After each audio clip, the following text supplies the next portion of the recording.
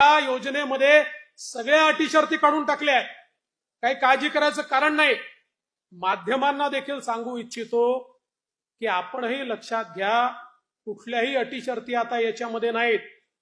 कारण आमच्या समोर प्रश्न आले, ते जेन्युइन प्रश्न होते की या ठिकाणी समजा रहिवासी दाखला तर बाबा मध्य प्रदेशातनं किंवा दुसऱ्या भागातनं कर्नाटकातनं त्या ठिकाणी 15 वर्षापूर्वी लग्न होऊन एक भगिनी इकडे आली आहे, पण आता तिचा रहिवासी दाखलाच नाहीये, तर काय करायचं?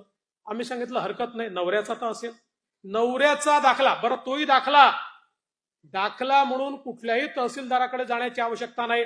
15 वर्षापूर्वीचं मतदार यादीतलं नाव चालेल, 15 वर्षापूर्वीचं रेशन कार्ड चालेल, 15 वर्षापूर्वीचं घराचं डॉक्युमेंट असेल ते चालेल. कुठलंही 15 वर्षापूर्वीचं डॉक्युमेंट असेल तर ते डॉक्युमेंट त्या ठिकाणी नवऱ्याच्या डॉक्युमेंटवर, पत्नीला किंवा वडिलांच्या डॉक्युमेंटवर मुलीला त्या ठिकाणी योजना मिळणार आहे. त्यानंतर उत्पन्नाच्या दाखल्याकरता कोणालाही रांग लावायची आवश्यकता नाही. कारण ज्यांच्याकडे पिवळे आणि केशरी रेशन कार्ड आहे अशा सगळ्यांना त्या ठिकाणी ही योजना लागू करण्यात आलेली आहे. त्यामुळे ते कार्डच त्यांचा उत्पन्नाचा दाखला समजला जाईल. मग कोणीतरी सांगितलं कुटुंबाची व्याख्या काय? रेशन कार्ड ही कुटुंबाची व्याख्या आहे. त्यामुळे नव्याने आता हे कुटुंब काय आहे, त्याचा दाखला घ्यायचा आहे का? असा कुठलाही दाखला घेण्याची आवश्यकता नाहीये. आणि याच्या व्यतिरिक्त ज्यांच्याकडे रेशन कार्डही नाही आहे त्यांनी सेल्फ सर्टिफिकेशन करायचं आहे. स्वतः केवळ सेल्फ सर्टिफिकेशन केलं तरी देखील त्यांना ही योजना मिळणार आहे. ही योजना आमच्या बहिणींना बाहेर ठेवण्याकरता नाही आहे, ही आमच्या बहिणींना आत घेण्याकरता योजना तयार करण्यात आलेली आहे.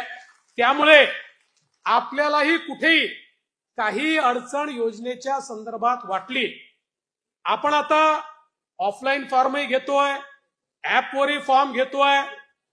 ऍपवरचे फॉर्म हे आपल्याला सोपे पडतात, ऑफलाईन जे येतात ते पुन्हा ऑनलाईन करावे लागतात. पण जी पद्धत असेल त्या पद्धतीने आपण घेतोय.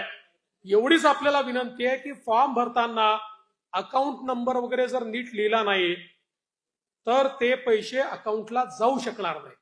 त्यामुळे आपणही थोडी मदत केली पाहिजे आणि अकाउंट नंबर वगैरे योग्य प्रकारे लिहिले गेले पाहिजे. त्यात कुठली चूक होऊ नये अशा प्रकारचा प्रयत्न हा निश्चितपणे या ठिकाणी